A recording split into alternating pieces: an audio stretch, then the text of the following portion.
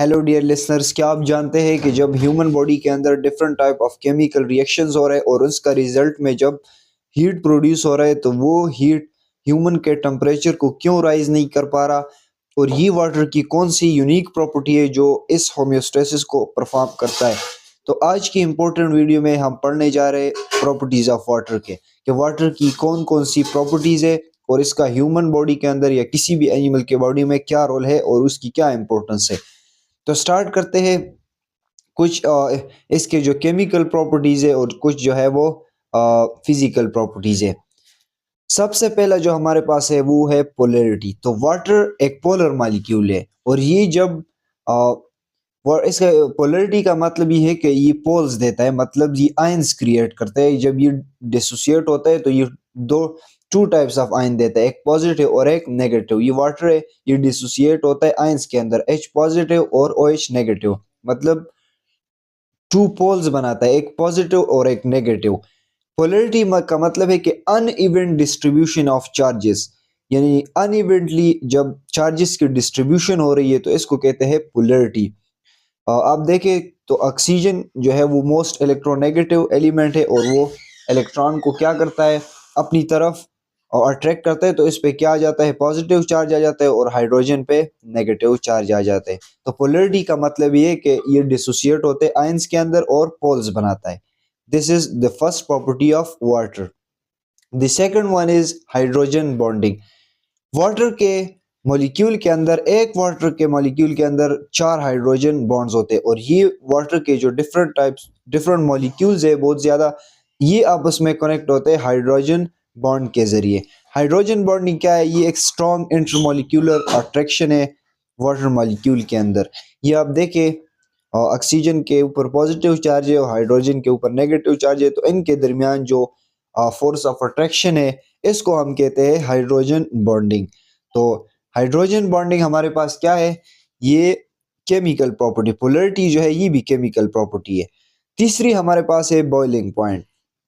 इसका मतलब ये कि जो वाटर है उसका क्या बॉइलिंग पॉइंट है, 100 जो है बॉइलिंग पॉइंट है और ये बहुत ज़्यादा हाई ये बॉइलिंग पॉइंट है। ये किस वजह से है, ये हाइड्रोजन बॉन्डिंग की वजह से, क्योंकि वाटर हाई टेम्परेचर पे क्या होता है, बॉइल्ड होता है, क्योंकि उनके दरमियान जो है वो हाइड्रोजन बॉन्ड प्रेजेंट होता है और हाइड्रोजन बॉन्ड को ब्रेक करने के लिए हमारे पास हाई हीट या हाई एनर्जी की रिक्वायरमेंट होती है। फ्रीजिंग पॉइंट भी इसका बहुत ज़्यादा कम है, मतलब वाटर जो है वो जल्दी गर्म भी नहीं होता क्योंकि बॉइलिंग पॉइंट बहुत ज़्यादा है, और जल्दी ठंडा भी नहीं होता क्योंकि जो फ्रीजिंग पॉइंट है वो भी बहुत कम है। और ये दोनों किस वजह से, ये हाइड्रोजन बॉन्डिंग की वजह से है।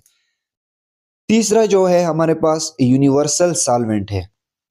तो water act as a universal solvent, क्यों, क्योंकि ये बहुत ज़्यादा, मतलब मेजॉरिटी के जो मॉलिक्यूल्स है वो अपने अंदर क्या करते हैं, डिसॉल्व करता है। जिस तरह साल्ट हो गया, शुगर हो गया, तो ये हमारे पास क्या है, ये एक यूनिवर्सल सॉल्वेंट है और बहुत सारे सॉल्यूट को अपने अंदर जो है वो डिसॉल्व करता है।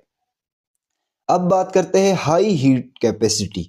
One of the important and unique property of water is high heat capacity.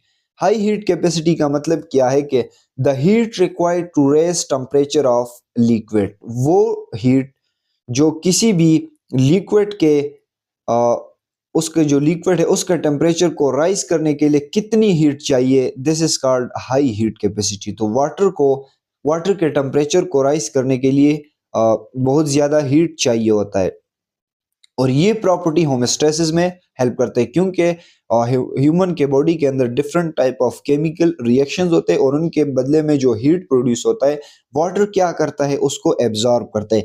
क्योंकि वाटर जल्दी जो है वो उसका टेम्परेचर राइज नहीं होता, तो ये क्या करता है, होम्योस्टेसिस में हेल्प करता है और केमिकल रिएक्शंस के रिजल्ट में जो हीट प्रोड्यूस होता है उसे अपने अंदर एब्जॉर्ब करता है और ह्यूमन के इंटरनल जो कंडीशन है, जो इंटरनल टेम्परेचर है, उसको मेंटेन रखता है। अगला हमारे पास है हाई हीट ऑफ वेपराइजेशन। इसका क्या मतलब है कि heat required to vaporise the liquid, वो हीट जो किसी भी लिक्विड को वेपर में कन्वर्ट करने के लिए रिक्वायर्ड होती है, वो कहती है, उसे कहते हैं हाई। तो ये जो वाटर है इसका हाई हीट ऑफ वेपराइजेशन है। वाटर को वेपर में कन्वर्ट करने के लिए हीट ज़्यादा चाहिए होता है और ये क्या करता है, कूलिंग काज करता है।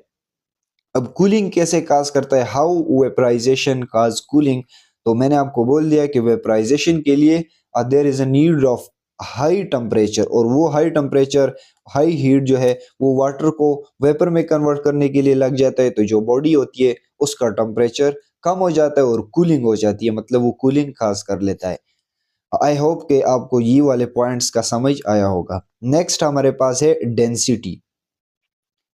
डेंसिटी क्या है, डेंसिटी को डी से जो है हमारे पास डिनोट किया जाता है, और D is equal to M by V, मतलब mass per unit volume is called density. 1 gram per centimetre cube के अंदर के जो वाटर है उसका डेंसिटी होता है 4 डिग्री सेंटीग्रेड। तो जब 4 डिग्री सेंटीग्रेड से आप कम लेके जाते हो तो फिर क्या हो जाता है, फिर डेंसिटी कम हो जाती है।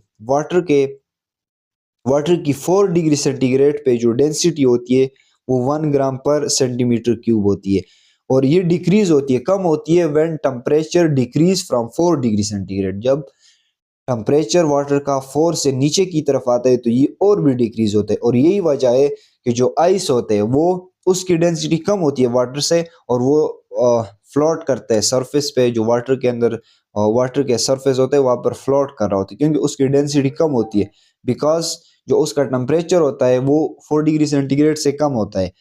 तो जब वाटर की टेम्परेचर 4 से कम होता है तो उसका डेंसिटी भी कम हो जाती है।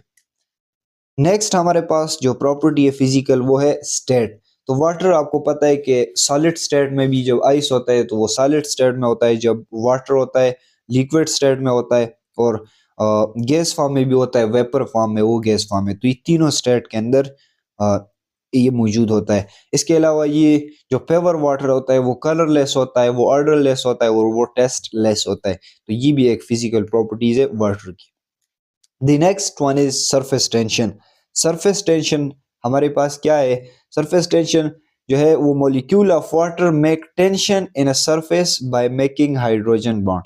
जो वाटर के मॉलिक्यूल होते हैं वो हाइड्रोजन बॉन्ड के जरिए सरफेस पे टेंशन बनाते हैं, और वाटर का जो है वो सरफेस टेंशन बहुत हाई होता है, और इसी वजह से जो इंसेक्ट्स आपने देखे होंगे, जो अर्थ्रोपोड्स स्पेशली, वो क्या करते हैं, वो वाटर के सरफेस पे मूव करते हैं एक जगह से दूसरी जगह। तो this is because of surface tension, one of the unique properties of water. The last one is amphoteric nature. Water हमारे पास ये एक एम्पोटेरिक ये नेचर है, और ये एज अ एसिड भी एक्ट कर सकता है और एज अ बेस भी एसिड एक्ट कर सकता है। एज अ एसिड ये कैसे एक्ट करता है, जब ये हाइड्रोजन बॉन्ड को डोनेट करता है तो ये एज अ एसिड काम करता है, और एज अ बेस कब काम करेगा, जब ये हाइड्रोजन बॉन्ड को एक्सेप्ट करेगा। तो ये थी डिफरेंट प्रॉपर्टीज वाटर की। आई होप कि आपको हर एक जो प्रॉपर्टी है उसका समझ आया होगा। नेक्स्ट वीडियो में मिलेंगे। खुदा हाफिज़।